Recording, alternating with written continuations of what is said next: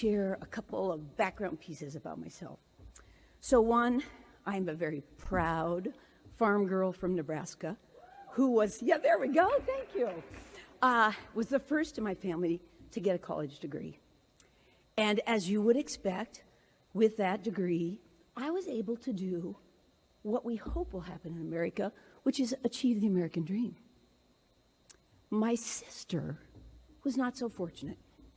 She started college, dropped out, married her high school sweetheart, and they had heard about these great union-paying jobs out west, and she moved to the West Coast. When she got there weren't those union-paying jobs, and she took a job as a high school librarian, which is something she did most of her life. She never was paid her worth because she did not have a college degree. She is smarter than I am. She has a better work ethic than I have, and yet the lack of that college degree changed her life. Now, the other thing I'd like to share with you before I jump in is I right now get to serve as the leader of the Dream.US. It's the nation's largest college and career success program for undocumented students. Now, yeah, you can applaud. I say to people, I'm not boasting when I say we're the largest. I would love to be unseated. The problem is there aren't programs serving these students. So what I want to share just is that what I'm going to talk with you about is very much influenced by my having watched our scholars' journeys. So bear with me as I do that. Okay, so with that in mind, and let's see if I can get things to work here. That is not me. That is someone else's slide deck. So I'll wait a minute. I'm going to go ahead and start talking, and should I just keep clicking all the way through? Okay. So I'll let them do that. That's all right. I can talk without slides. We used to make this joke. If you worked at Boeing, you couldn't talk without a slide. Sorry. Okay. So some of you might be with Boeing. Okay, with that in mind, what I was going to do is introduce you to Piet. And if I had a slide, you'd see his wonderful and smiling face and see him in his nursing uniform. Piet immigrated to the United States from Haiti. He graduated from a Florida high school. He went to Palm Beach State College with our scholarship, where he earned his Associate Sciences degree in nursing. When he received that degree, he left college to work and try to earn more funds. Now, even working in college, he was supporting not only himself, but his brother and his grandmother. He went to work as a nurse at Palm State Beach College Hospital, and there the pandemic hit. And he worked there for almost 2.5 years, and he was a frontline worker, essential worker. And at the end of that 2.5 years, and he and I have become friends, so he called me and said, I am exhausted. I'm emotionally exhausted from the experience. And I just can't go back to college right now. So he took 2 years off. He started 2 businesses. He bought his own home. His grandmother and brother and now wife are all living with him. And he just called me this summer, and he will be back in school this fall to earn his bachelor's in nursing. That is his journey. So let's keep that in mind as we talk about this. The question, is there a right to post-secondary education? Well, the lawyer in me caused me to say, God, is there a right? So I went and researched it. And there is not a single mention of the right to an education in the Constitution. Now, interesting, because our founders were educated. In fact, many of them were slave owners, and yet somehow they didn't think this was an important right to call out. I think Dr. Tatum, who spoke with us yesterday, might suggest that it might have been by intent. So time goes by, and indeed, the right to this concept that everyone should be able to get a higher education does, in fact, emerge. And interestingly enough, it was 237 years ago, the first state to actually create a public higher education institution was the state of Georgia. University of Georgia was the first public institution in this country. And over time, there became a movement to support this right to a post-secondary education. Presidents Roosevelt, Presidents Kennedy both said higher education is a critical component of democracy. So now we ask ourselves, okay, have we achieved the goal? And I will tell you, in my humble opinion, we have not. So when I look at undocumented students who can't get a single dollar of federal aid, limited access to state aid, and in some states have to pay out-of-state tuition, and in the state of Georgia can't even get in the top universities, doesn't matter what they pay, I say to you, there is no right. When we have students who, low-income, middle-class students, who can get the Pell Grant and still can't afford a college education without taking out crippling debt, I say to you, no, we do not have a right.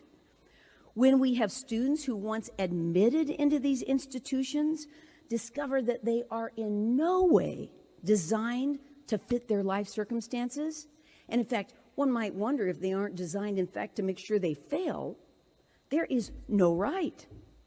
And then when we have students who graduate from these institutions only to discover that they didn't get the internships and fellowships that employers now seem to think are mandatory to get that job, there is no right. So the question is, what do we do about it? If I had a slide here, you'd see Diana Natalicio, who was the president at UT El Paso for many years. She passed away just a few years ago. I had a chance to serve in a panel with her, and she said, a promise of access without excellence is a broken promise. And I would say to you, we have broken promises. And it is no surprise then that our students and our families are now starting to question the value of a college degree. And it is no surprise to me that the labor market has stepped in and they're moving forward to offer affordable, shorter pathways to meaningful employment. And I, like most of you in this room, continue to believe in the value of a college education. But I suggest to you that it is time for us to ask ourselves, does the traditional model, is it relevant to today's student and today's market? Question, answer is it may not be. The students we serve have one very simple and seemingly often unattainable goal. They want careers that will help them lift themselves, their families, and their communities out of poverty. Simply, they want to achieve the American dream. We have now known for a number of years that this view of the traditional student does not fit our scholars. Recent data will show us 70% of students in college are working 15 to 25 hours per week. 15% of community college students are working 2 or more jobs. Many of our students have caregiving responsibilities for their families. Undocumented students, they're the family's transportation service, they're the family's translation service, and they often have child care of their younger siblings. Our students' work and family circumstances often prevent them from enrolling full-time. And in fact, today, for some crazy reason, 12 credits gets defined as full-time. Well, you can't even complete in 4 years if you do 12 credits. And many of our students, just as Piet, have to stop out to earn money to support themselves and their families. And given this, it may take 6 or more years to complete what we call a 4-year degree. I would love it if you did one thing from today, is that you would walk out of this room. Hey, I got to go back for a minute. There's Piet. He's such a generous soul. Okay, let me just jump ahead here. I think this is where I am. I would love it today if, when we leave this room, we rid ourselves of the phrase, a 4-year degree. Okay, imagine how that feels to a student who is coming into college, and there's no way they're going to complete this degree in 4 years. Already we've said to them, you failed. So let's just get rid of that. Okay, let's move forward then and talk about how do we reimagine this pathway. There are many pathways to a college degree, and they are not all that direct shot into the 4-year university. And I got to rid myself of that. It's not a 4-year university. It's a university that gives a bachelor's degree.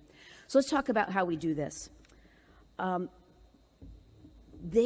we need to do is start to think about embracing this earn and learn model.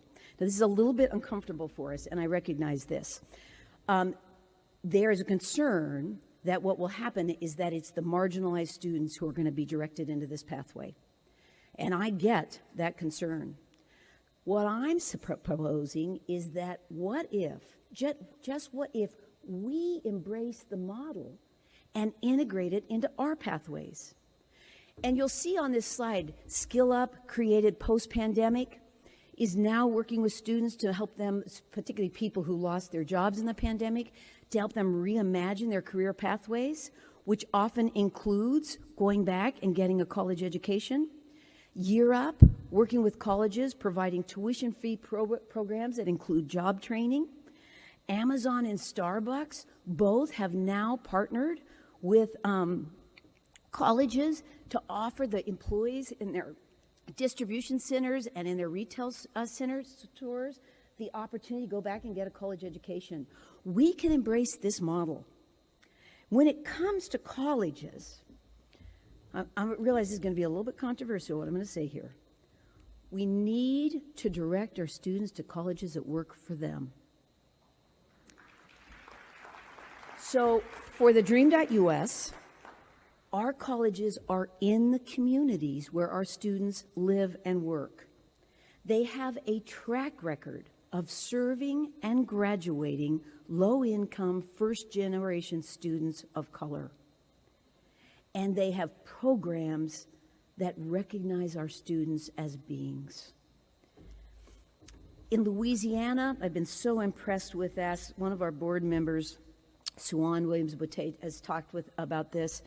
They now have an online website for their high school students to help them map out their journey to college.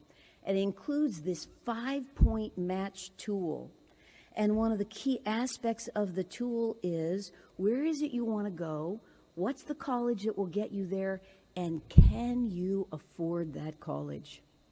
You Aspire is now helping students to identify colleges that they can afford and that will help them realize their dreams. Let's also then take a look at colleges that provide economic mobility. It is not the elite institutions of this country that do this. It is our public colleges. And it is with great pride that I have a number of colleges, partner colleges in our program that are on this list. Now let's take a shift. So the students get into college, and what happens? They know that internships are expected, they know that fellowships are expected, and yet their lives don't allow this to happen. Unpaid internships are a non-starter. These internships that companies do that are the 6 weeks in the summer, the intensive, beautiful, the Fortune 500, that's a non-starter. Our scholars are working full-time. They have full-time jobs. They can't leave for 6 weeks to go get an internship. So we have to start thinking about designing different kinds of opportunities for them. So bottom line, that's Steve's organization. Steve, you should be so proud. They're now offering students micro internships. They can be as short as 40 hours to 200 hours. They can be done any time of the year, and they are paid opportunities. We've adopted that model. Nevada State College, also working with Parker Dewey, has now adopted a model where students can come to them with what are unpaid internships, and they have funds they'll use to pay the student. So it makes it possible for these students to have these opportunities. And then let's talk about integrating experiential learning with the college curriculum so it doesn't cost the student money and they can do it on campus. Yesterday, we heard from Texas A&M San Antonio. They've created an experiential fellowship. You work on campus, you get paid for it. It's open to both U.S. citizens and non-U.S. citizens because it is not an employment opportunity. We're offering fellowships to our students that we're paying for, and there are other aspects beyond these fellowships, and some of them I'm just learning about. ASU, always a front runner, they're partnering right now with Ripen, and the faculty work with employers to design a project that the student does as a part of the curriculum, and they get credit for it. I'm fascinated by this model because what I would like to do is have our students be able to do that, and then we've got grant funds that we could use to pay them so they can get credits, they can learn, they can get credits, and they can earn some income. So these are the kinds of models we need to look at. Okay, so let me wrap up here. I think I'm well beyond my time. Let me come back to my dear friend Piet. His pathway to a bachelor's degree will be at least a 6-year pathway, including community college, working, starting his own business, and now coming back to earn his bachelor's degree. When we first started the Dream.us now 9 years ago, I would have looked at Piet's pathway and said, God, we got to fix this. Today, I look at his pathway and I say, brilliant. We supported him in doing exactly what he needed to do to care for himself and his family in earning his college degree in a time and place that worked for him. And I want to tell you, I have every confidence that PN is going to realize the American dream. Thank you.